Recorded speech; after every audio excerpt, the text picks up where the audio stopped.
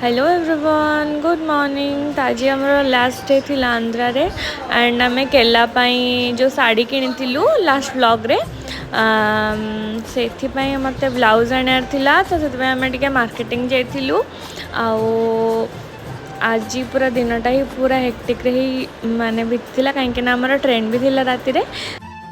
आमर communication problem हो सब फर्स्ट कहले से मैंने सेकंड बुझे सेकंड कहले हमें फास्ट बुझु माने हमें ठीक बुझु कि से माने उल्टा बुझंदी हला। तो आम मिसिक जाइलु कि नुआ साड़ी आ मोर शाढ़ीर ब्लाउज खोजापी बट ये ब्लाउज तो मत भल मिल नाला किंतु ये मोर गोटे सांग से तार शाढ़ी नहीं आसी जाइला। ये तिरुपति फोटो बहुत ही बढ़िया थिला। आज वेदर भी एत भल आम टे खाଇବା पीवा करके संध्या बेला आमको ब्लाउज पुणी आसबार थिला तो से आम पुणी थे से मॉल को आसी ब्लाउज भी देखिलु। सकाळ मत ब्लाउज मिल जाइला अलग गोटे दुकान रू बट सकाळे मु तार वीडियो कर पार नथिली कहीं मत बिल्कुल टाइम ही नथला। आम बहुत जल्दी रे थिलु तापर आम ये पैकिंग करके 11:30 बेलू आम तिरुपति ट्रेन थिला आम बाहरी आसलु।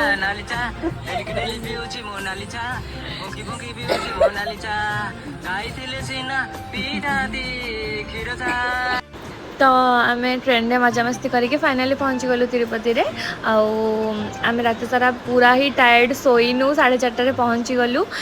सर ये आम ऑटो आसीगलु बस स्टैंड को तापर सर रूम खोजा जाइछंती तो से टाइम आम वेट करूँ से भितर सकाळ भी हो गला। आम फाइनाली आमको आम होटल भी मिलगला। ये आम स्टे करूँ ए नेक्स्ट 3 दिन देखा नेक्स्ट ब्लॉग रे बाय।